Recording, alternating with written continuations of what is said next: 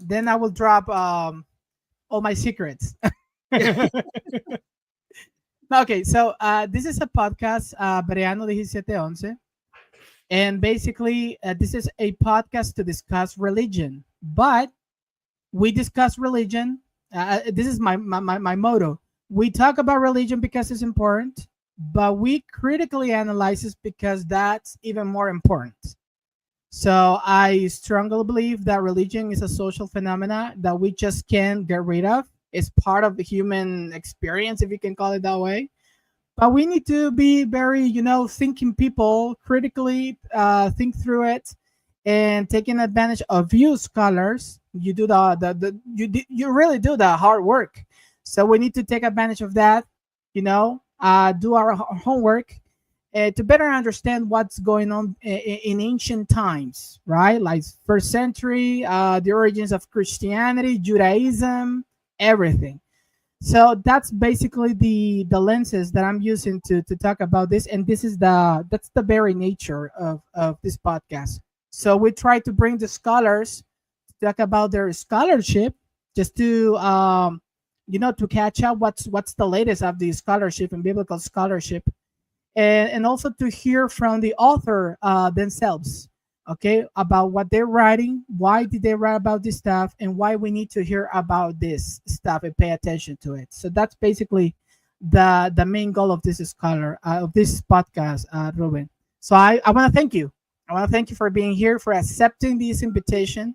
And I don't know if you want to say something before we can go ahead with the question. I'm very glad for the invitation. So No, I it's a just pleasure. realized that in Germany we don't have this many kind of podcasts. We do have a very few, but this is more kind of a international experience, and I really like it. So thanks. Yeah, I mean,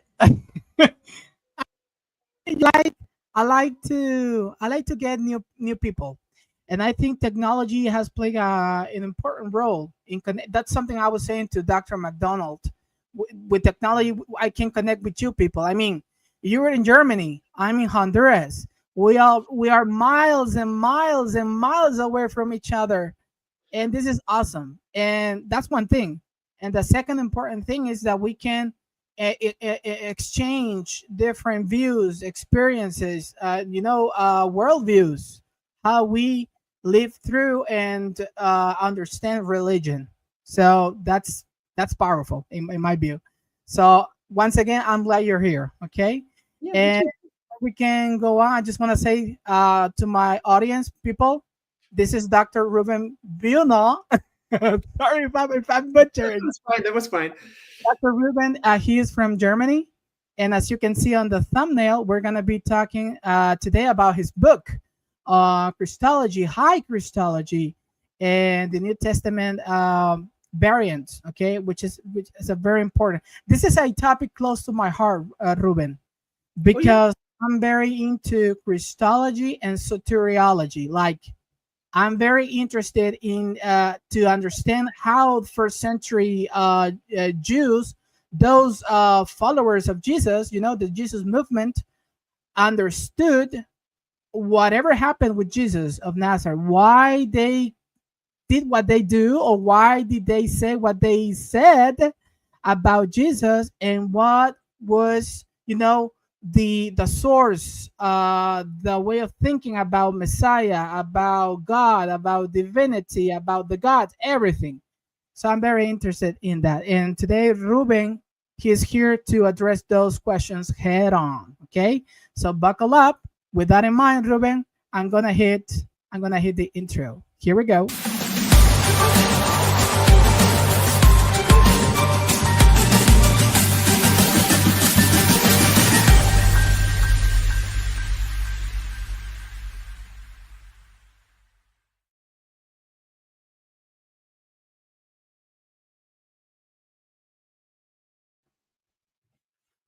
Okay, Ruben, I just want to make sure. Are you able to listen to me right now? Yep, loud and clearly. Yeah. Thank you. I just want to make sure about that. Okay, welcome everybody. Welcome again. This is our second interview today with Ruben. And as I told you, we're going to be discussing his most recent book. By the way, you need to know this is a translation because he published his book originally in German. Okay, so Baylor University, is that okay, Ruben? Baylor, they did the translation, right? So they put it into English. Now, if you might be asking, when is that book going to be translated into Spanish? Hold on, that takes a while. Because that's another. Ruben was asking me, what's the nature of this podcast? Another goal is to connect with the Latino Spanish audience who can't read or speak English, but they have a keen interest in this stuff. So we're trying to translate it into Spanish so these people can have this content available for them. Okay. So Ruben, much ado about nothing. Okay, I would like to know about you. Just give us a little bit overview, your biography. How did you end up I asked this same question to Dr. McDonald. How did you end up doing biblical studies? How that happened? So like when I finished high school, I actually wanted to become a pastor, and I did become a pastor. Okay.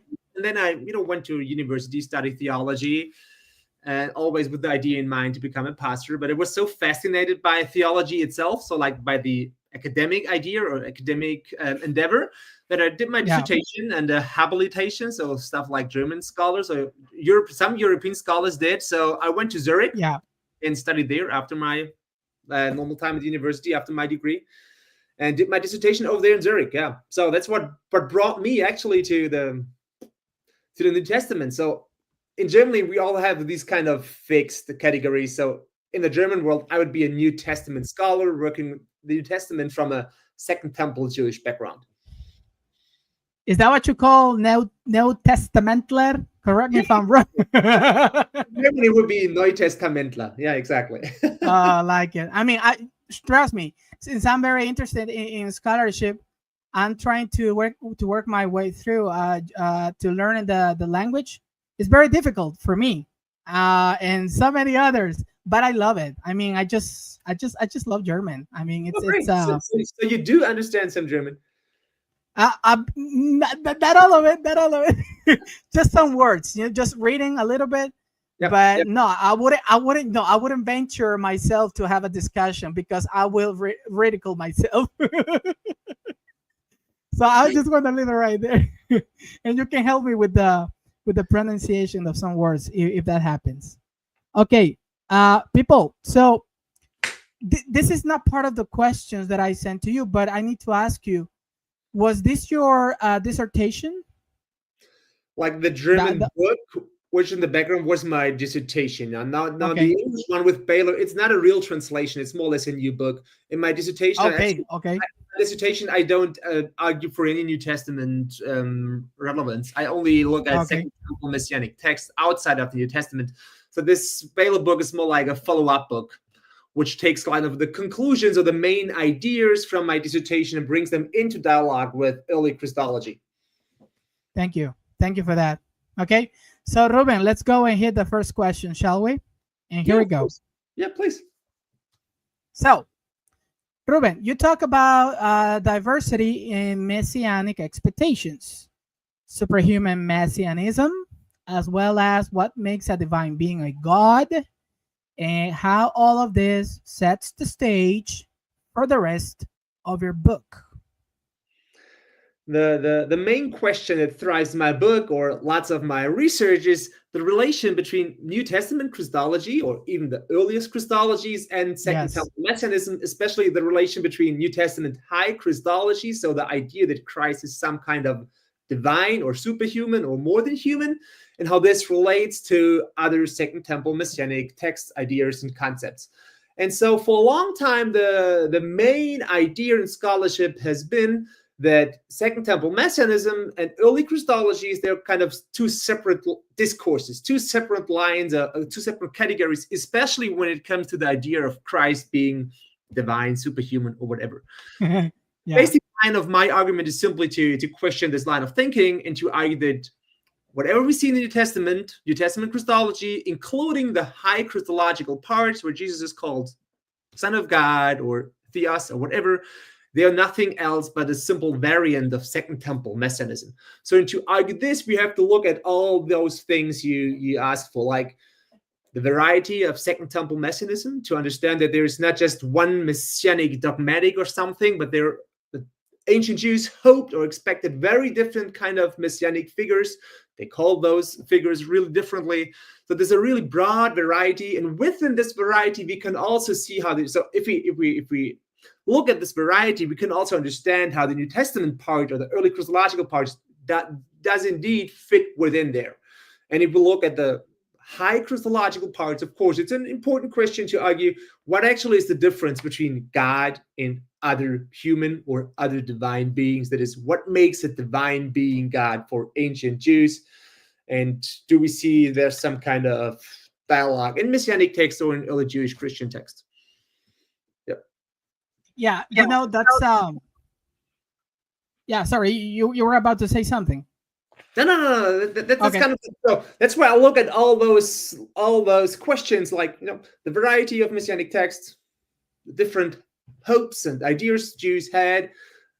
The question: what makes a divine a human, the divine being divine, and is there a difference between some divine beings and the one God of Israel? And if there's a difference, how do we know? How do we achieve this difference, etc., etc.? And then and if we have this kind of a background, I think we get the feeling, and that's what I argue, that what we see in the New Testament, it's simply a specific variant of messianism. And I do really think that both authors of the New Testament, if we had the chance to ask them, I'm not so sure about like John or something, but at least the earlier ones, if we had the chance to ask them, what are you doing actually? They would call it, it's kind of a messianism. It's my yeah. No, I agree.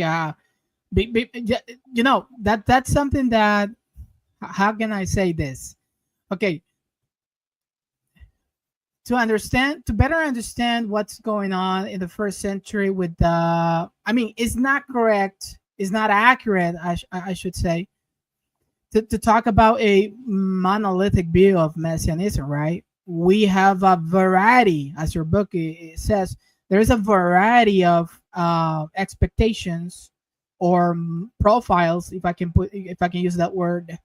So what you're saying is that what we have in the New Testament is just another variant of that social or that phenomena that these people they are having these expectations when the Messiah shows up, and Jesus, it's fitting, or it's just accumulating some of those expectations. Would you say Jesus, in the case of Jesus of Nazareth, do we have all of those expectations like glommed on in one single figure, or do you see some expectations just taking place in the profile of Jesus?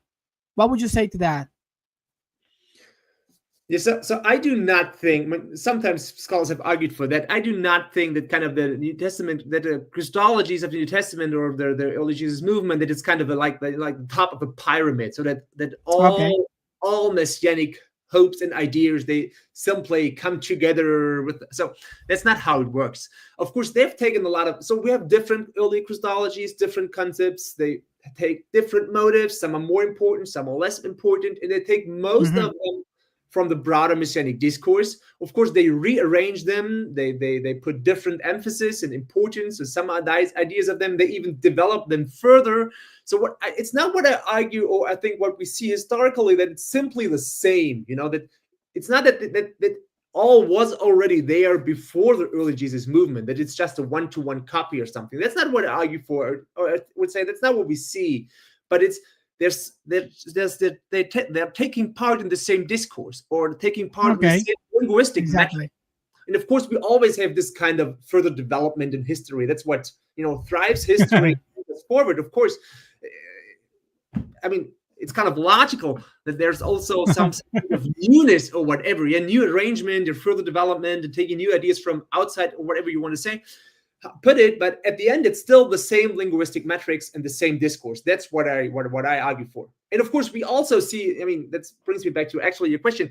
We also see or know of messianic hopes from other Jews, which aren't taken up at all in the early Christological debates. Like I agree. Yeah. Ruben, as you can see, let me see if I can put it this way to you. When you talk about Christological stuff, it almost all the time you bring the Trinity into the discussion, right? Because it's the framework trying to understand Jesus' relationship with the God of Israel. So, I mean, if you are operating as a historian, what would you say about the Trinity? Is that something that was present in the first century, or it's something much later, an innovation, a later development? What would you say to that? I mean, of course, it depends on what you mean about Trinity. So if we mean with Trinity what we have in the 3rd, 4th, 5th century in the early church, then of course this wasn't already there before the New Testament, and we don't even have it within the New Testament. So what is this especially problematic? Maybe so we have to leave out, let's say, everything which is called Spirit or Holy Spirit, because this is kind of this is a separate line. So Trinity, So let's say focus on the divinity of Jesus, or in what way he is portrayed as divine. That makes it easier, let's say, for the first part, and the other, So leave out the Holy Spirit or whatever from the Trinity first time. Of course, I would argue that within ancient Judaism, or so within Second Temple Judaism, they don't have this. They don't use the same categories that we find in the early confessions from the 3rd, 5th, 4th century. Different categories, less philosophical, and less speculative. But if we bring it down to the question, did some Jews hoped or expected a messianic figure that is more or less on the side of the one God of Israel? And can it be so it's on the side of one God of Israel? I would say yes. Some Jews did hope for such kind of a messianic figure, and like in the parables of Enoch, I would say that's kind of the high we can get, or the closest the messianic figure gets to the one God of Israel. That's not the Trinity, but it's really close to the idea we have in many parts of the New Testament, which also portray Jesus not only in a superhuman way, but also really on the side of the one God of Israel. But what I find even more interesting, I'd say, and that might be the biggest difference between what we have in the early churches, the later confessions, and Second Temple Judaism in the New Testament, is that they blur the lines between the one God of Israel, other divine beings, and for some reasons they often don't really feel the need for clearly, bringing the lines up and clearly distinguishing. So where's the real difference between the one God of Israel and some kind of they tend to be okay with these kind of blurring of the lines, and I'd say that that's the same we have in most part of the New Testament. Now, I was the other day doing an interview with Matthew Nobenson from Princeton, and we were talking about monotheism and Christology in Greco-Roman antiquity, because he was the editor of this volume published by Brill. And I asked him, okay, actually at the conference. Oh, you were part of the conference? Oh, yeah, sweet. Yeah, the world is too small. Every coincidence. That's good. I think this was this was a conference to honor Larry Hurtado's. Yeah, exactly. Larry Hurtado's scholarship. It was 2018 or something. Yep. Yeah. So thank you for that. I didn't know that. For the record, I didn't know that. So I asked him. I did this question to him, like, okay, it was something to do with the incarnation, okay, on Paul, and he said to me very, very respectfully and nicely. He is a gentleman.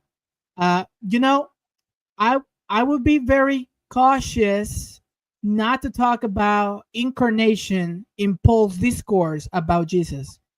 And perhaps I didn't make him, I didn't make it aware to him on my face. I did something to my reaction was like within myself, okay, what? And he said, we need to be very careful not to bring some other authors concepts and concepts or words into the discourse of another author, because that would be like contaminating what the original message was all about. So I wouldn't say Paul had the incarnation, because he never talks about the incarnation. The way he talks about Jesus is the Son of God, his Messiah, the image, the icon of the invisible God, but not about incarnation. So Ruben, what do you think about that? What would you say about that statement? What is your view? If I can ask you that way. I will totally agree with that. So I wouldn't. Oh, really? Say, okay. I wouldn't say Paul knows about the incarnation or that he thinks in these lines. That's something we see in John, especially in the prologue, etc. Exactly. Yeah. Scholars who argue that Paul has more or less a similar idea of incarnation, normally they point to the Philippians hymn, like in Philippians 2, the Christ hymn. Yeah. Yeah. I would like we could ask the question. Maybe that's an interesting question, of course, although we don't have any answer to think about. What would Paul have responded if we asked him? Look, like exactly, etc., etc. He talks about incarnation. I mean, he doesn't talk about incarnation, but he has kind of this concept that we call incarnation. Paul, do you have anything against this idea of incarnation? Like, I could imagine Paul saying, "Oh yeah, that's a good way to call it," but I don't see that Paul already did, think exactly conceptualize it in these ways. So he has never heard about this idea before. So he doesn't have the idea of incarnation. Although I do think the way he thinks about Christ, they're not that far like from the later concepts, but it's simply a different way of reasoning, a different linguistic metrics, a different he uses. Yeah. Yeah. You know what was my answer to him? I said, when it comes about Jesus and the God of Israel, I am willing to reserve what do you call it? I have no problem in keeping a bit of a mystery, okay? Like, because my issue, well, but maybe not my issue, my thing here within my mind, my heart and everything as a Christian, because I am a Christian. I'm not afraid to say it. The motto of my podcast is to talk about, as I told you, is to talk about religion, but to be very critical about religion. So when it comes to Jesus and the God of Israel, I am willing to reserve some mystery that we will not know until the very end. Whatever the end will look like, I don't know. I'm not an apocalypticist, but whatever the end is gonna be, I think there are many answers that will be delivered to us only until that moment comes into history. Until then, we should. I mean, that this is an advice for everyone. We should, scholars and laymen alike, we should leave some space for mystery, because I don't see Paul, I don't see the apostles, I don't see Jesus' first followers.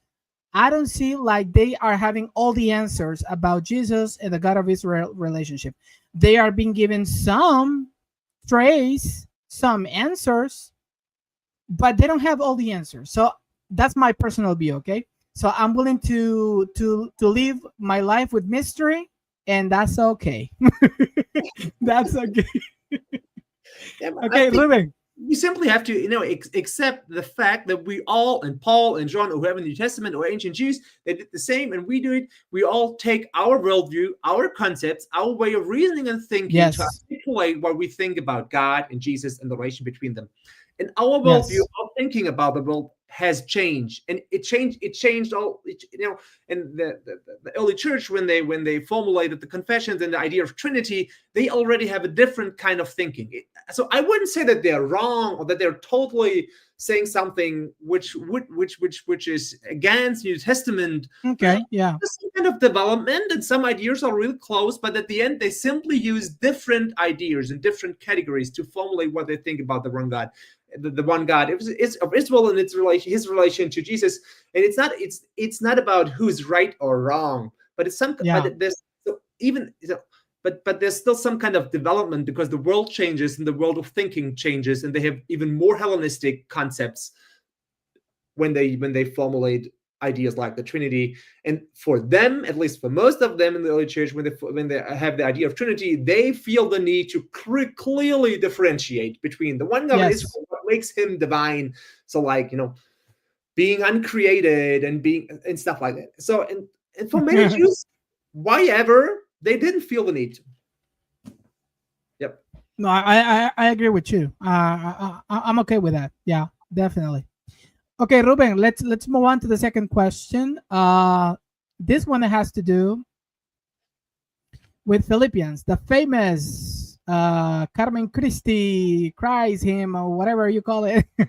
So, Ruben, what's your take on Philippians 2:6 through 11 in light of messianic exaltation text?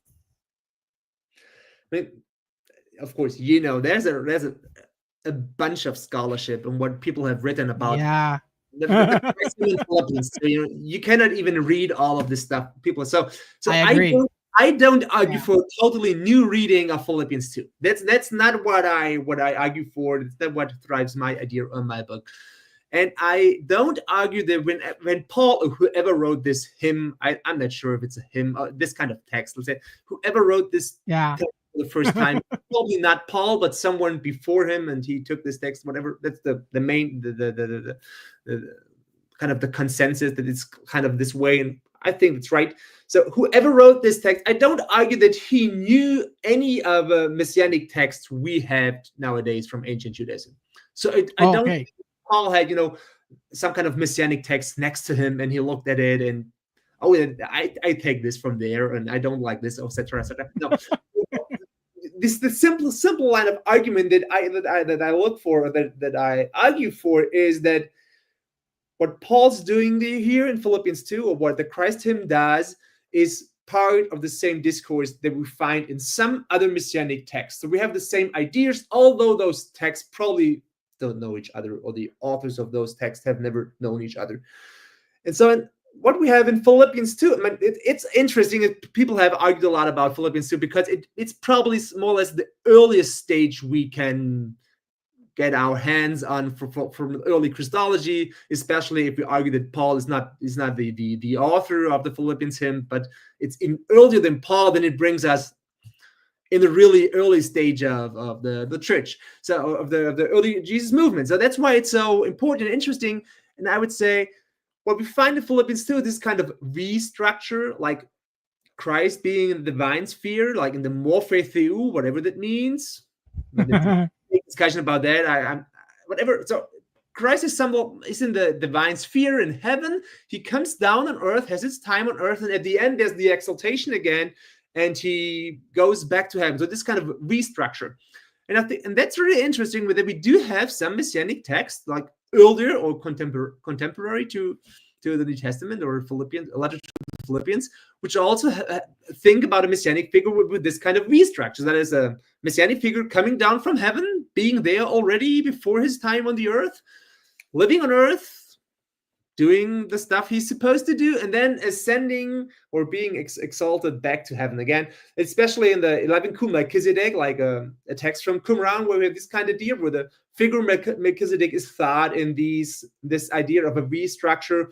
And I really find it fascinating to see, like, there wasn't a Christian innovation or a Pauline innovation to think in this way, but they thought about Jesus and used concepts which were already there, at least for some Jews in some texts, earlier than what we have in Philippians.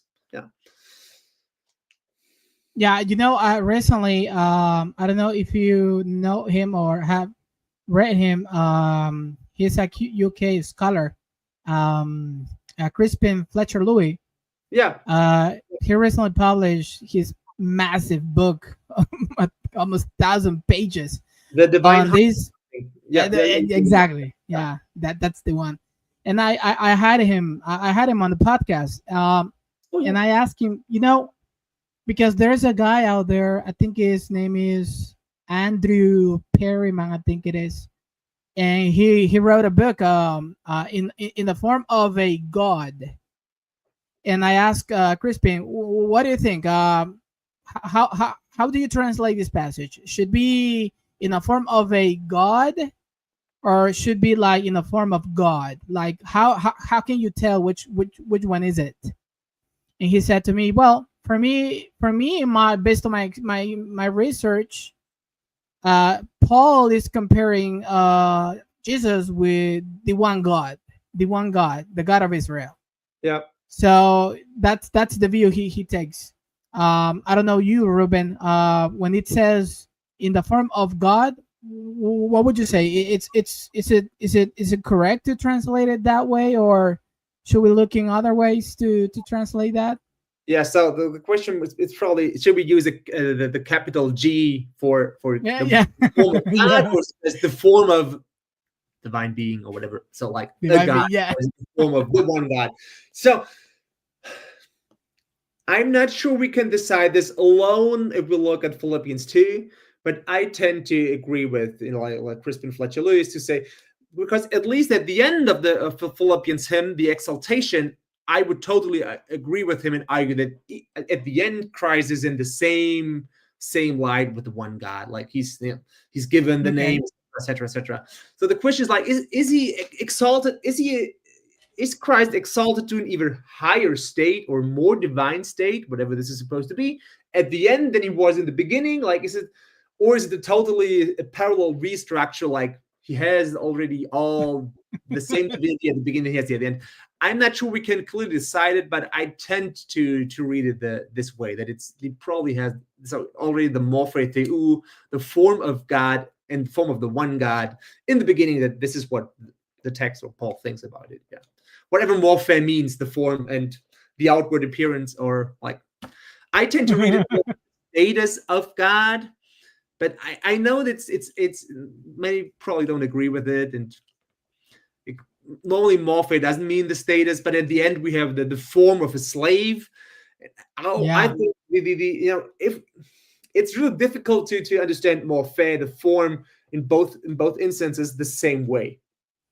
Like as far as we know, Jesus didn't look like a slave, and I don't know what a typical slave looked like in ancient times. So yeah.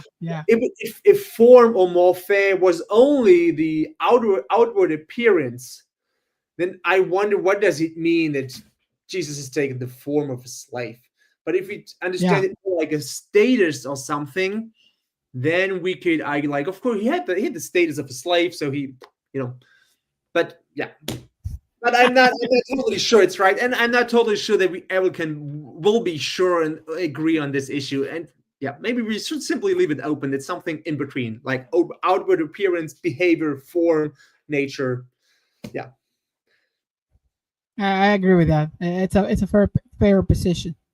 Yeah. Okay. Let's move on, Ruben. So the third question, in terms of similarities and substantial differences, how does the heavenly Christ compare to the celestial messianic figures?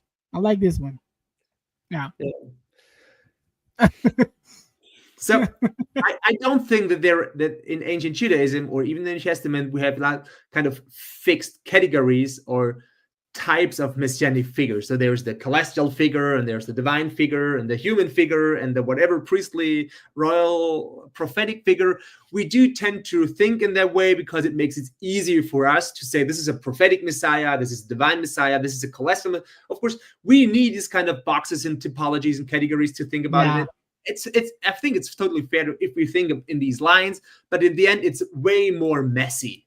There's not this one kind of this celestial figure or something like that. So we cannot compare Christ with the type of celestial messianic figures, but we can only compare Christ or ideas about Christ in the New Testament, like in the hymns of the Philippians, to some different messianic ideas in text that somehow portray their Messiah also to be a celestial figure. And so it's way more messy. I think that's really important if you compare those, if you don't think of fixed categories, or that's simply not how it works.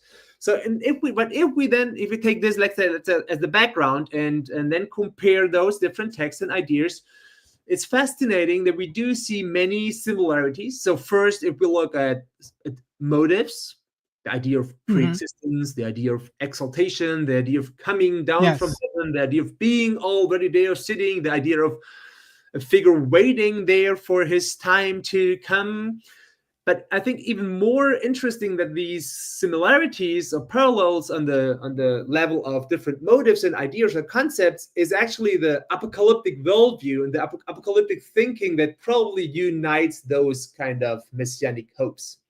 That whenever you are within an apocalyptic worldview and you do think that, and many ancient Jews were in these kind of thinking, and if you do think that the only hope for the world must come from outside of the world, so that you cannot save or whatever your own situation, or save your people only within from the world, because the real enemy is also more or less a superhuman figure. The real enemy is like Belial, like in many of the Dead Sea Scrolls, or the real enemy is some kind of demonic figures, or the real enemy, even maybe the Roman Empire or the Roman Caesar, which is also thought in sometimes more than human categories. So if this is your real enemies in an apocalyptic worldview, then of course your hope for Messiah must also be a more than human figure. He also must come from above, from heaven, from the side of God, to fight against all this. And so it's especially in those apocalyptic texts like 11 Melchizedek or the parables of Enoch, or 4th Ezra or 2nd Baruch, like all those apocalyptic texts, or even apocalypses, where we do have these kind of superhuman messianic figures. And I do think it's somewhere naturally to the connected to the broader worldview or apocalyptic idea. And on the other hand, that's also the worldview we have in most, or maybe even all New Testament texts, that they also have these kind of apocalyptic idea. So that's why Jesus, whenever he fights against Satan or some kind of demonic figures, or, of course he must be in a way more than human. How else could he fight against those? And how else could he save the world if he's not coming from above? So I do think that's probably the most important connection between the early Christological ideas and other apocalyptic forms of messianism. Yeah. No, I mean that makes sense. In light of, what do you call it? In light of the, as you said, the apocalyptic Paul, which is something, it's not something new. I mean, I understand that the scholarship on the apocalyptic Paul, I'm not sure if it reaches as far as Albert Schweitzer or some guys before him. I'm not sure. You can tell me this. But the apocalyptic view on Paul, or the apocalyptic Paul, I should say, is not something new. I know there are some defenders, who are on this camp. People like Beverly Gaventa, Douglas Campbell, more recently, Christian Becker. But as you said, if we are proceeding from a apocalyptic framework, I understand that in that framework there are dark powers. I don't know what other word used to say. What's the word here? I'm missing this one. But it refers to dark powers. Spiritual opposition, powers ruling the world, as Paul say in Galatians or Ephesians. Assuming that was Paul who wrote those letters. I'm inclined to believe that Paul wrote those letters. Okay, so as you said, if that's the case, then if Jesus is this supernatural, we have this view on him as a supernatural being, then his enemies must be supernatural, and in that category, you can include Satan. You can include. And that's another thing that I this is not part of the question, but this is something I want to ask you here. What do you think about these demonic or Satan figures like Mastema in the Book of Jubilees, Melchiri Shah, Belial, Beliar. Are those the same guy, or what's going on here? I mean, it depends on what groups you're talking about, that they go around putting labels or whatever they think about these evil beings, or what's going on. So, yeah. I mean, I think we simply have to admit that for most ancient Jews, there's more than the one God in the heavenly world. Like we have a lot of angels. What we tend to call them angels, but they even angels, yeah. Most times they don't call them angels, but they have very different kind of words. Like, and many of those words are, have the are theophoric. So like they call these Elim or Elohim or sons of God in heaven, like, or the seraphim or whatever. So it's a bunch of heavenly figures. We tend to call those all and put them all together as those are the angels, but that's only the angels, thinking, which it's easier for us. Like there's one God and there's angels. I think this is a way of modern thinking to push all those figures away and don't feel the need to really accept that they thought about a lot of those figures. And the same we have on the negative heavenly side. So there's not just one Satan or whatever. So, but there's a bunch of figures out there, and they have very different names and concepts about them. And we don't have any text that really, gives us some kind of fixed categories. Like this is the upper one, especially head of demons, and then we have those lower demons. Some texts do think in these ways, and other texts we have different name and concepts, and sometimes we really get the feeling they're connected to each other, or more or less similar or the same, but we don't really, we can't really like conceptualize and then angelology or something like that, or demonology. It's way more messy. Yeah, and it's not all. I mean, you mentioned Paul and the idea of apocalyptic Paul. There's a big discussion going about. I mean, that Paul is apocalyptic in a broader sense, for sure. I mean, I think for the argument we are discussing here, it's enough to stay at this level. That Paul, of course, has an apocalyptic worldview. We don't have to discuss how far does this go. But it's not only Paul. If you look at Mark, like probably the earliest gospel, they have the same apocalyptic thinking. And what is Jesus doing? The first thing he's actually doing, like he comes to all those ideas of the expulsion of demons and the speech that it's difficult for me to write in English. Actually, I only has a German Lutheran translation in mind, but like, oh yeah, he said, I don't know the NRSV by heart, but it's like whenever you enter a house in Mark 3, you first have to bind the strong man, or it must be something. Yes. Listen in English. Yeah. So that's actually the apocalyptic idea, like Jesus coming. And what does he have to do? He has to bind all those demonic figures. So of course, this is a way of apocalyptic thinking, and he has needed this divine power, at least, and authority to fight against those demons. Yeah. Wow. Yeah. I mean, it's. I'm very interested in the apocalyptic Paul. I know that, as you said, there's a current discussion about this. As it should be. I mean, that's how scholarship flows. It goes slowly from one topic to another. So we're gonna take a break. Ruben, what do you know about the Enoch seminar? They're great people. They have great projects. I've attended some of their conference or online meetings, and I know a lot of people working within the Enoch seminar. I mean, yeah. Okay, because I'm asking this to you because I understand they were reviewing your book. Yep. They did a review of your book. So we're gonna I'm gonna play a clip, and it's about the Enoch seminar. Okay, here we go.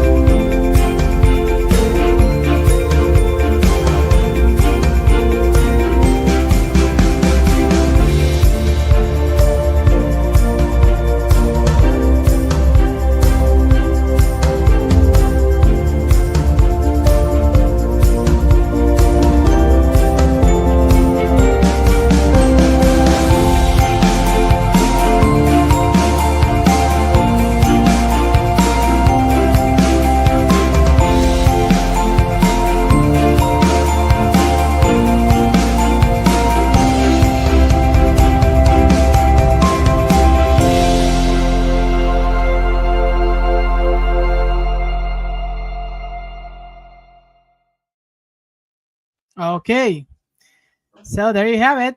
This is part of an initiative, Ruben, in which we are trying to bring Enoch Seminary into Spanish. Oh yeah. Yeah. So we're trying to. These interviews are in part to translate it into Spanish once we have the material. We want to translate it into Spanish so that people who can't read or speak English, they can do it in their own language.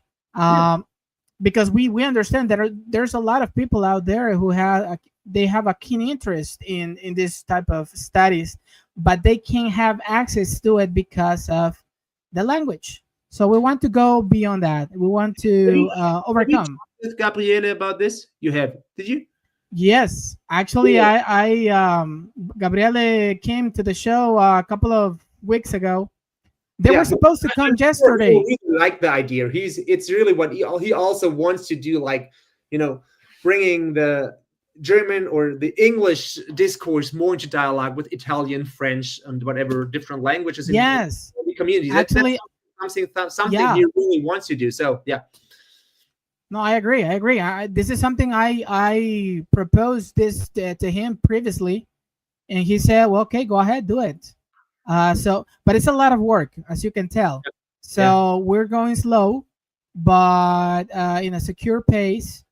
And these interviews, like this one with you, is part of that initiative. So this interview will be translated. We're going to activate the subtitles so Spanish and Latino people can see it by themselves. So that's the project. So I would say a lot of my research I do, it's not within the Enoch Seminar or something like that, but it's similar to what many scholars within the Enoch Seminar do, like looking at the diversity of Second Temple Judaism, and then also not only but also thinking about ways how the early Jesus movement in the New Testament fits within this diversity.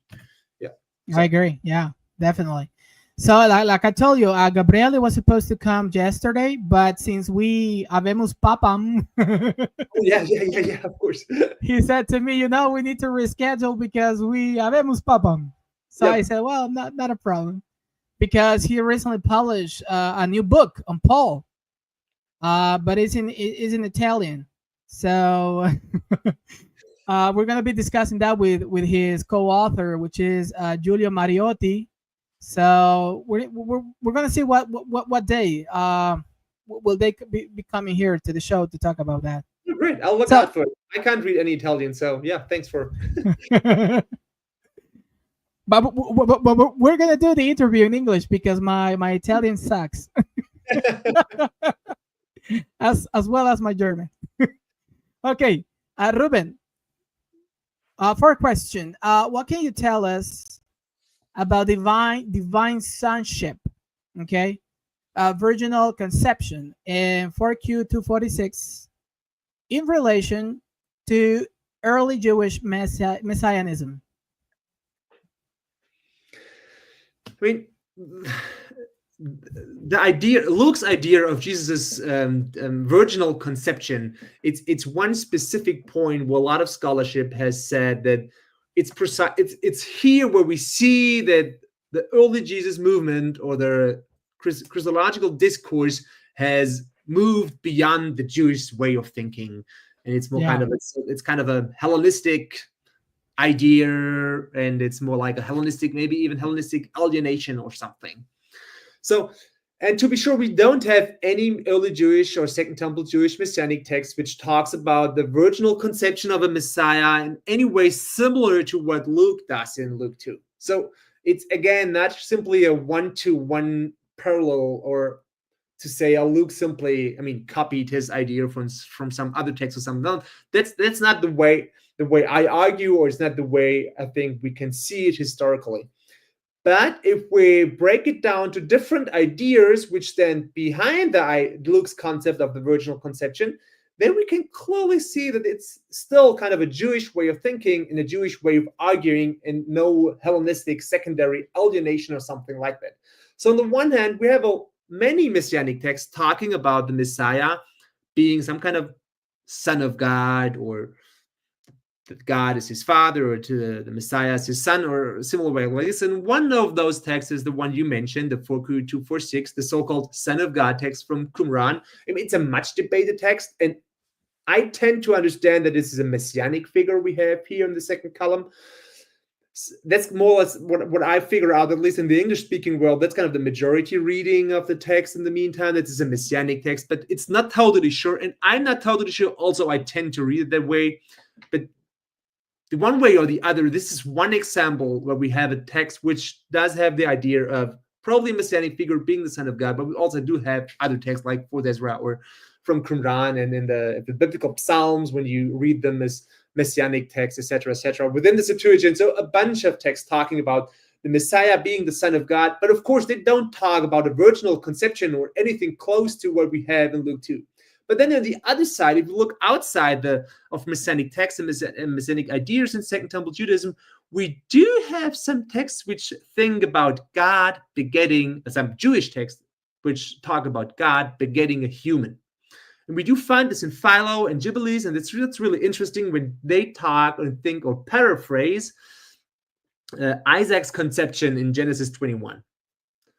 Like, yeah. So, and Philo at the end can even paraphrase the whole section like it's God who begets Isaac. So it was without the involvement of any human father. It was without the involvement of Abraham that Isaac and that Sarah became pregnant with Isaac. So this is no virginal conception, of course, but it's within a Jewish way of thinking. It's pretty close to what we have in Luke 2. So if we connect those ideas like God begetting Isaac without the involvement of any man, without the involvement of Abraham, and on the other side, the idea of the Messiah being in some metaphorical or not metaphorical, it's always difficult to decide, sense of the Messiah being the Son of God, I think then we can argue that we see even in Luke 2, it's part of a broader discourse.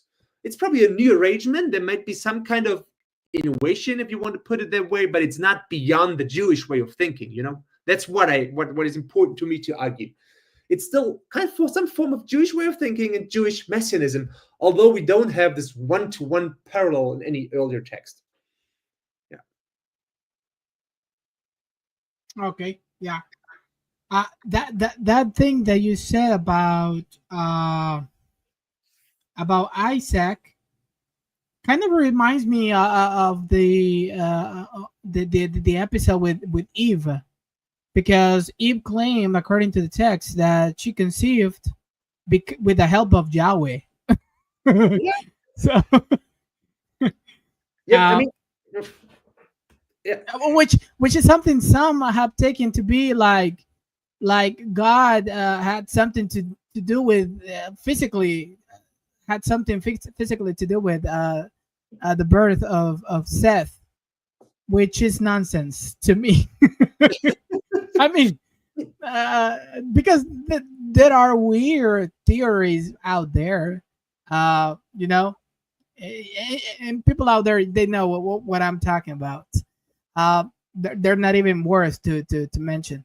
But what I understand from the text is that Eve is claiming that God had something to do, yes, but not in a very physical way. No, it's something beyond that. Kind of the same with Isaac. Okay. If we read Genesis 21, it's actually left open, so you can read it all those different ways. Of course, you know, it's God helps Sarah to become pregnant, but exactly, yeah, in a way. So, and in some texts like Philo and Jubilees, when they paraphrase it, that we do get explicitly know that they understood it, that it was without Abraham, and Abraham has nothing to do with it. But of course, I mean, you can read Genesis the other way. That it's not about what's the right understanding of Genesis 21. I mean, I'm not interested in this, but the important thing is that we do have Jews more or less contemporary to New Testament and Luke earlier, and they thought about the idea of God begetting a human, and so that's no un-Jewish idea. That's simply what I'm arguing, not more, not less. Yeah. So you're saying that view is within the realm of interpretation, they have no issues thinking that way, right? Yep. Okay. Okay. I'm not arguing that Luke knew, any works of Philo, that he even knew Jubilees. Maybe he didn't know. How should we know? So there's no reason for us to think so. I would say they're both connected to the broader Jewish worldview or Jewish worldviews. They're connected to the same linguistic metrics, and they take those ideas from there, and Luke does the same. So, and uses these ideas and reframes them, puts them together when he thinks and talks about what he conceptualizes about Christ. Yeah.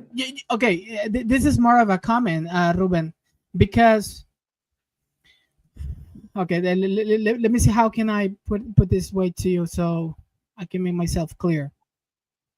When I say divine sonship coming from the Old Testament, I find that title very important, that category very important, because in the Old Testament, most of the times, if not always, most of the times, divine sonship is attributed to heavenly beings, angels, whatever term we can use. But in the New Testament, Paul specifically, he's grabbing that terminology from the Old Testament and he is applying it to the church. Because according to Paul, we are, I don't know, I don't know if it's fair to say it this way. You can correct me if I'm wrong, but for Paul, the new sons of God are part of the church. It's the church itself, which still they haven't reached the final, the ultimate form because they haven't been glorified yet, which is something they are expecting within an apocalyptic framework. So for me, that's very important. Okay, in the Old Testament, Israel is called the Son of God. So not only Israel, sometimes even singular persons, like I think it's in Wisdom 2. I have to look it up, but we have text that it's not only Israel, the Son of God, but sometimes it's the Old Testament. They can use the language of divine sonship. Okay, talking about a single person, but it's more or less metaphorical. So it's not that he's more like that in a superhuman. Okay, so you would take it like more of a metaphor. It's more of like a metaphorical language, you would say. I do think we have both, as well in the New Testament as well as in the Old Testament and in the broader Jewish worldview. We do find both. We have instances where they talk about Son of God, and it seems like it's more or less metaphorical in these things. But we do, of course, have texts where angelic figures are translated or called Son of God, where we clearly see. Now, this is not only metaphorical, but they're sons of God in the sense that there's something maybe in between human or in the one God. Or yeah. Thank you. Yeah, both. Okay, let's move on to the fifth question, Ruben. I like this one. This is very interesting for me. Okay. So question number 5. In chapter 5, you tackle John's prologue and Christ being the divine word and the origins thereof. So what are the main takeaways in your view? Does that talk about pre-existence? What's Jesus' relationship according to Paul to John? So hit us with the answer there. I mean, it's no surprise that many scholars, and I would probably argue the same, have argued that it's especially within John that we see maybe the most developed New Testament Christology. I mean, it's always difficult to compare more or less developed, but it's a really highly developed Christology we see in John, and nowhere else Christ is portrayed in these really clear and explicit terms, like even using the term theos, God, to argue that Jesus is God. So we have the most developed high Christological view of Jesus within the New Testament. So that's why many scholars have argued that it's especially within John. So if it's not in Luke and the virginal conception, then it must be within John or John's prologue to argue that John has left the Jewish realm of thinking and the Second Temple messianic ideas. And I do have the feeling it's right in some way. So like it's not only the most developed view, but it's also most distant from, compared to other New Testament texts, it's most distant to what we find in Second Temple messianic texts. So we don't have any messianic texts thinking about a messianic figure as a divine hypostasis or using the wisdom and logos tradition and referring it to a messianic figure. Of course, wisdom and logos tradition, we have in John 1, John in the prologue especially, they are totally Jewish ideas and Jewish way of thinking. So we see here John brings different strands of Jewish thinking together.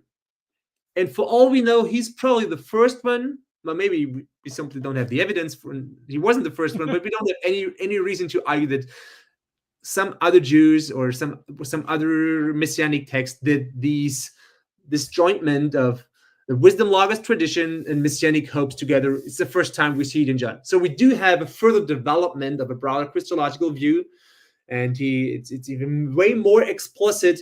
But at the end, because he puts together different Jewish strands of thinking, I would still argue it's a Jewish way of arguing. It's within the Jewish messianic metrics. So what I mentioned this right at the beginning of actually our talk here. I'm not sure John would say that what he thinks about Christ is still messianism. So I'm pretty sure about the synoptics and Paul. I'm not sure John would. So, but I do think what John is doing it's actually nothing else than messianism. But I'm not sure John wants it to be messianism. You know what I think?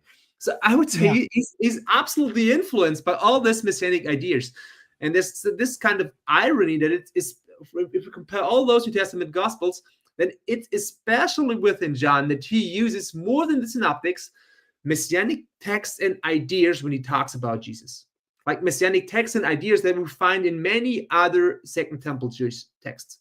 So way more than the synoptics. But at the other hand, it's especially him who, like in John 8 and 10, tries to differentiate what he does and what he says about Christ, especially his high Christology. And she tries to separate it from what the Jews, like what the Jews think about the Messiah. So I would say he doesn't want it to be messianism, but if we look from it, like from a distance, we should argue it still is messianism. Yeah, that's. I mean, this is a passage that really raised a lot of. I'm not sure if I can use this word, but the controversies around it. The pre-existence is one thing that really caught my attention because, I mean, Ruben, you can tell me, among those other heavenly figures, do we have any evidence, any textual evidence in which they are being taught or thought of as being pre-existent, or it's something noble in Christ, in Jesus of Nazareth, or do we have evidence? I would say again, it depends. It depends on what we mean with pre-existence. Like we have many texts, many messianic texts, and even beyond messianic texts, many texts that think of some figure as pre-existent, like pre-existent in relation to the earthly time of this figure. Like there's the Messiah waiting, like in the parables of Enoch, 11 Melchizedek, or 4th Ezra, the Messiah waiting in heaven for his time to come down to heaven. And like the beginning of this figure, in most cases, it's never told, you know. So we do have this kind of pre-existence or pre-existent messianic figures, but what we only have within John is the idea or the explicit idea that Christ is not only pre-existent, but this pre-existent is pre-mundane. He was already there at the time of creation or even before creation, so he's uncreated. We don't have any other messianic text or even any Jewish text talking about any celestial figure before John, talking about this figure, this person was already there before, at the time of creation, is uncreated. No, it's only what we have in John. At least if we talk about a specific figure and not about logos or wisdom or this kind of tradition. Sorry, you muted. Sorry about that. No, I was saying that the other day I was reading a book chapter. I think it was Gabriel Bocacini's. It's a book he co-authored with Benjamin Reynolds. Yep. And is talking about messianism, and he was tackling the subject, the relationship between Jesus and the God of Israel. He proposed that, and he quotes Larry Hurtado's work, Bud Ehrman's work as well. And he said that despite of the fact they have written a lot on this subject matter, they have perhaps not addressed the important point. Let's put it that way, okay? And he proposes that the way to better understand the relationship between Jesus and the God of Israel is to understand that the God of Israel is spoken as an uncreated, the creator, which is something not talk about Jesus, not in the Gospels, nor on Paul. Yeah. So, yeah. What would you say to that? I do know this work of Gabriele Boccaccini, and I mean Richard Bauckham has argued in similar lines. So identity, yeah. I think so. I don't think they're right at the end. So let me explain why. So I would say yes, it's right that it's within the New Testament that we have this, let's say, or especially within John's prologue, that we have this Christian innovation that John is the first one and maybe the only one who thinks about Christ being uncreated. That's right. Oh. He's the first one. We don't have any other Second Temple Jewish text. But but I don't think. But I do think it's problematic, and we have this kind of way of reasoning and arguing, and we have inherited it from scholars before us, and we're used to it, to say like the difference must be the crucial point. So we have this kind of focus. We look what's actually the difference, and we find the difference. Then we argue at the end, and this is the crucial difference between, let's say, human and the one God of Israel. That's like being uncreated, because it's the one difference we have between what we have in John and other texts, because it's the one difference. This must be the crucial point. But I mean, but that's not right for its within itself. But we actually what we need to do is we have to look at other early Jewish texts. So do they argue that the difference between the one God and all other earthly or divine figures is the point of being created or uncreated? Do we have those texts outside of John? And I would say no, we actually don't. It's in Isaiah we have a little bit, like Isaiah 40 to 45, and we do have some texts within Philo, but all those other texts, they talk a lot about one God and why one God is the only God, etc., but none of those texts uses the idea of God as being the sole creator and the idea of everything else being created and God being uncreated to actually articulate, the decisive difference. So that's why I would say, yeah, that's right. That's a difference John has, but I wouldn't say that it's the decisive difference which makes John's Christ actually divine or more divine than, let's say, Paul's Christ or whatever. You know what I mean? No. Yeah, that's I didn't know that.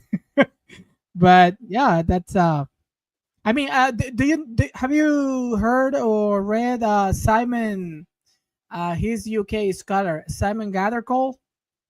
He wrote a book on Jesus, tackling the same subject on Jesus and pre-existence. And part of the thesis was the I am sent, I think it is the phrase. I am the one. I don't remember. I don't quite remember right now. I've read it, but it's a long time ago, so I wouldn't say what he argues. No, I forgot. Yeah. It. I mean, there are a few. The reason I'm bringing this up is because there are very few books tackling this subject matter. Perhaps I'm missing some of them. You can tell me. But yeah, I'm very interested in and I'm taking away what you said. We need to be very careful. What exactly do we mean by pre-existence, right? And make sure that we are not getting to the conclusion before arguing the whole case. So yeah, let's go with the last question, Ruben. Once again, thank you for being here. So last but not least, tell us about high Christology and why in your book is spelled out as a contested variant of Second Temple messianism. I mean, we started our discussion to talk about the diversity or variety of Second Temple Messianism. And within this variety, we do have some strands or some texts that hope for more than human, superhuman, or in the broader sense, divine messianic figure, or maybe more than just one of them. But this is definitely not the only way ancient Jews thought about the Messiah. And we do have so it's important, and it's not only that it's probably more kind of a minority view. Okay. We do have some text, but it's still probably more the minority view. And on the other side, we do have some texts which seem to explicitly, like ancient Jewish texts, which seem to explicitly argue against the idea of any ruler, any royal figure, any Caesar, and even any messianic figure calling himself such lofty titles than Son of God or divine or stuff like that. So what I argue within my book is like it's especially in the Psalms of Solomon, in Psalm Solomon 17, where we see this kind of arguing implicitly against all those high messianic ideas. Because within the Psalms of Solomon, there's kind of an enemy. It's probably Pompey. That's what most scholars think, but it's not really important for us if it's Pompey or Herod the Great or whoever.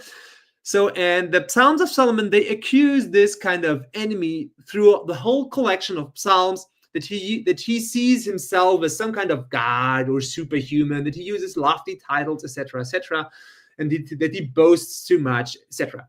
So, and then in Psalm Solomon 17 and 18, those are the both messianic psalms from the whole collection. In Psalm Solomon 17, we do have the interesting fact that it uses the biblical Psalm 2 a lot.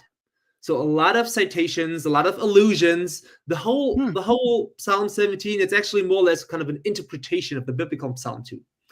And at the same time, most other messianic texts we have from Second Temple Judaism, which point or refer to the biblical Psalm 2, which a lot of texts do, they take the idea of the king's divine sonship, like in Psalm 2, you are my son, today I've begotten you. They take this idea from the psalm, and because they think it's a messianic psalm and the royal figure there is a messianic figure, they also portray this idea to their hope for Messiah, like in 4 Ezra, and we do have it in 4 174, etc., and Qumran, in some other texts. So because they read Psalm 2 as being a messianic text, they also take, which is the most naturally reading actually, because the psalm portrays the idea of divine sonship to the royal figure. They also take the idea of the divine sonship to their hope for Messiah. But in Psalms of Solomon 17, the Messiah, the whole psalm talks about the Messiah in line with Psalm 2, but it's still not the Son of God. But the Son of God in Psalm Solomon 17, it's the people of Israel. So, and this is, although it's obviously not the most natural reading of the biblical psalm, but it makes sense. When the whole collection accuses Pompey or Herod the Great of boasting, of calling himself lofty titles, how could the psalm then call his Messiah Son of God? I mean, he would do the same stuff. The author would do the same stuff. He actually accuses Pompey. So I would say it's within, for example, we have other examples, but it's within the Psalms of Solomon that we see that divine messianism, it's a contested variant. It's not the majority view. It's probably more or less the minority view, although it's different to put numbers to all those views, but it's more or less the minority view. And we do have other Jews explicitly arguing against it. So, and why I think this is interesting, because if you look at the synoptics, or even if you look at John in the New Testament, it's exactly what the broad narrative of the Gospels is about. So there's one figure, Jesus, and people talking about him being the Messiah and even thinking about him in terms of divine sonship. And then there are other Jews, like the high priest in Mark 14, accusing him of blasphemy, because that's not what you're supposed to do. You're supposed to call yourself Son of God. So, but all those debates about the historical Jesus, that's kind of a minefield. I don't want to engage with this today. But at least what we can say is the synoptics or Mark, they have chosen a narrative which in the broad scope is more or less plausible within the first century. Like they're Jews thinking about one person being a Messiah, even the Son of God kind of Messiah, and other Jews like the high priest or the elite, whatever, arguing against it and accusing him of blasphemy. So that's totally plausible. I'm not saying historical, but it's totally plausible. Yeah. So you don't want to you don't want to get into that historical Jesus. It's a minefield. It's really minefield. I mean, you get pushback from all sides, whatever whatever position you take. But okay, but so I mean, it's an interesting field, but yeah, it's a totally different field. Let's put it this way. Yeah. No, I agree with you. I'm going to say, and this is not Dr. Ruben saying it. This is me, okay? Please put the blame on me. But I'm going to say this, okay? As a layman, I have no issues to state the following. Many things and many times in the historical Jesus field,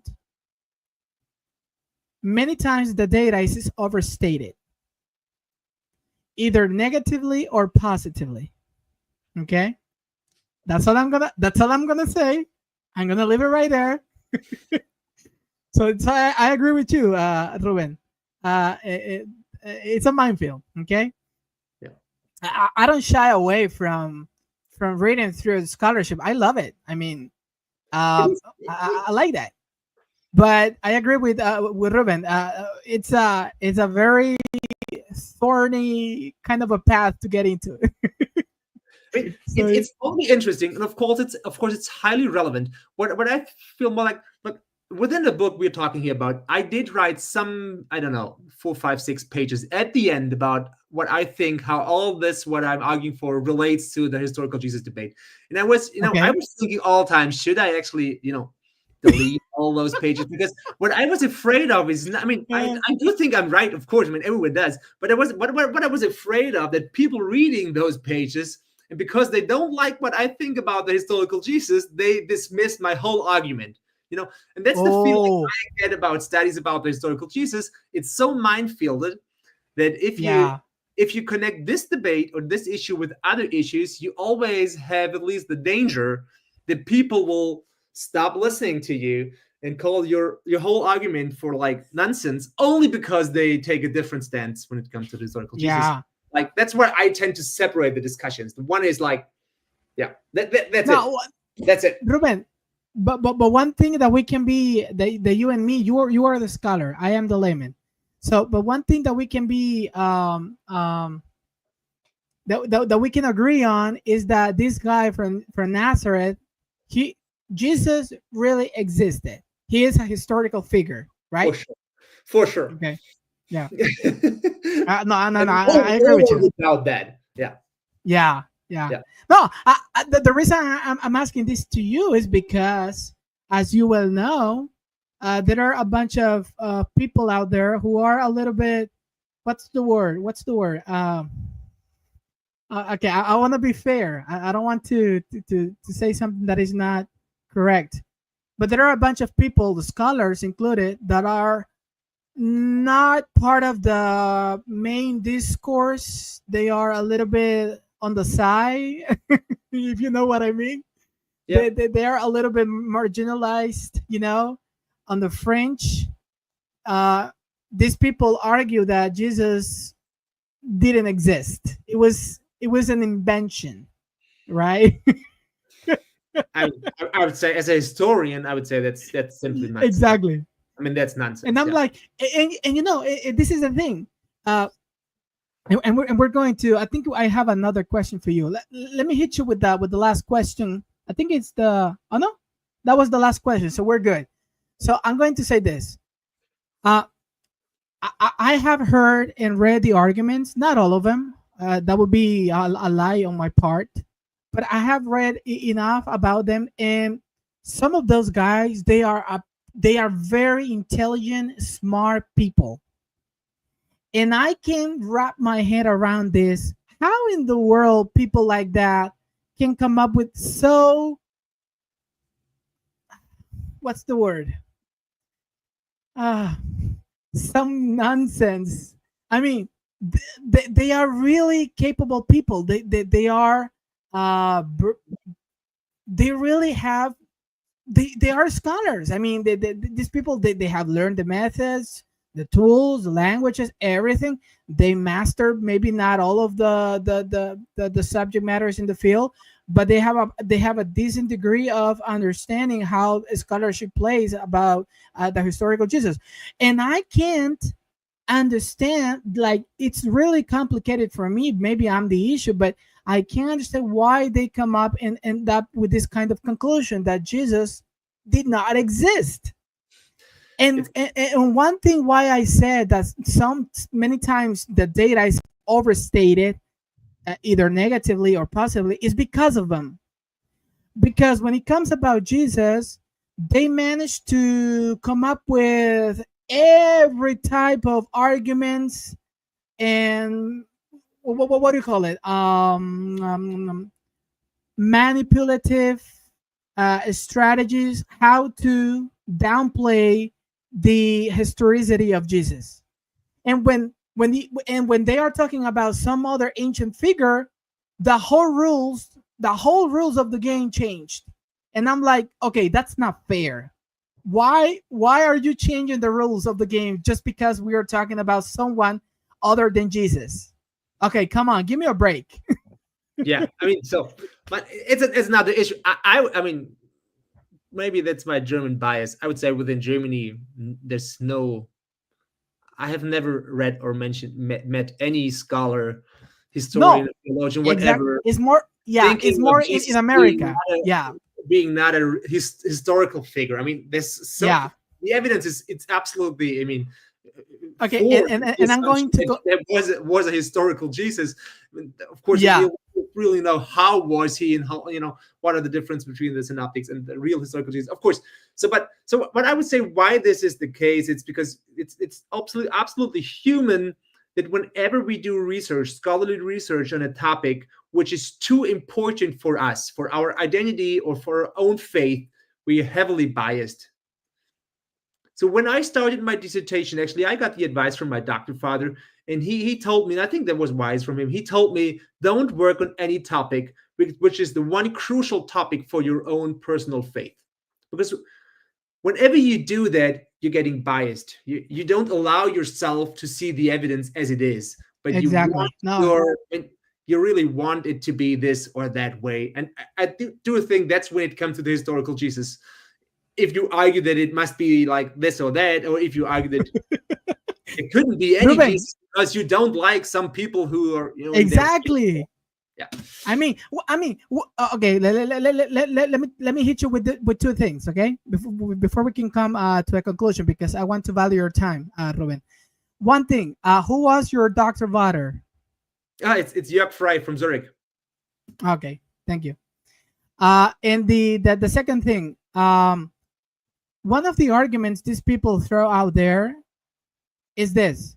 Okay, because they bring in a lot of debates, with apologists, historical Jesus scholars. I won't spill the beans here, but you can go on YouTube. Just type in there. You will find those videos. So what I wanted to say to you is, one of the criteria, just pay attention to this, one of their own criteria to recognize Jesus' historicity is this one.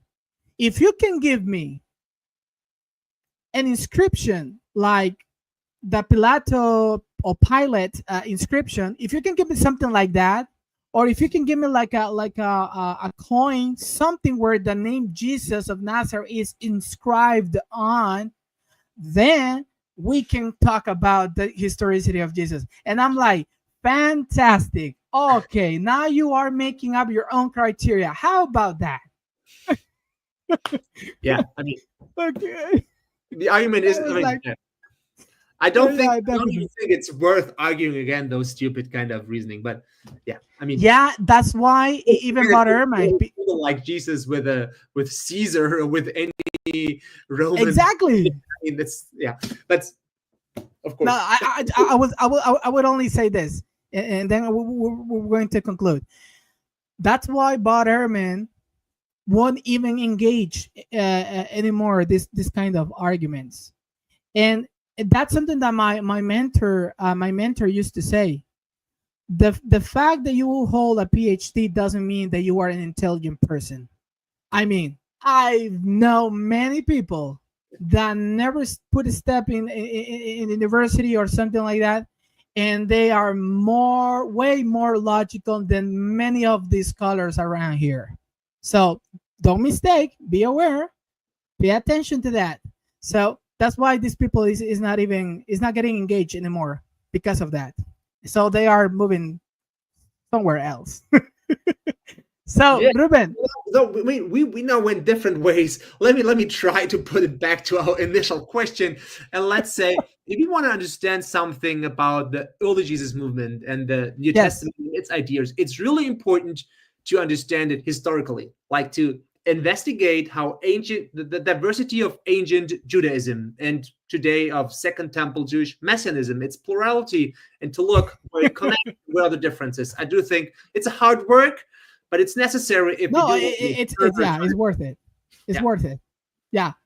And this is, I know, my goodness, a lot of memories are coming into my mind here. But Gabriele, our dear Gabriele Boccaccini, he was debating the historicity of Jesus with one of these big guys. He holds 2 PhD, one in New Testament and the other I don't quite remember which what's that PhD, but he holds 2 PhDs, and there were 4 people: Gabriele, this New Testament scholar, the other were, I think it was a Islam scholar, and I'm not quite sure the other what was he about, but when they were talking about all this scholarship about the historicity of Jesus, this one guy, this New Testament scholar, he would like just throw everything out with the whole with the baby water, everything, just saying, no, I don't believe this is nonsense, whatever. And I remember Gabriele Boccaccini, like literally, he was like pounding the table and saying, I am a historian, and as a historian, I see evidence, and he was doing something like this. And I see evidence that Jesus is a historical. And as he's doing this, Ruben, that New Testament scholar was like, oh my goodness, this guy's about to beat me up. Because Gabriele is very, very passionate and very, very, what's the word? Very blunt about it, because he can stand this kind of nonsense. So I have that memory, and it's on YouTube. You can find it and see it for yourself. Please. So Ruben, circling back to your sorry, we have this digression. Sorry about that, but we're very passionate about this. So your book, people in the audience, just pay attention. I will be putting the link so you can go and get your own copy. But I found this book very important, because one of the main things, as Ruben said, is to understand that in first century there is a variety of movements and expectations about the Messiah, about this political, what do you call it? That word escapes me. Anointed guy, okay? And there are a variety of expectations, not just one bunch or one monolithic view on this.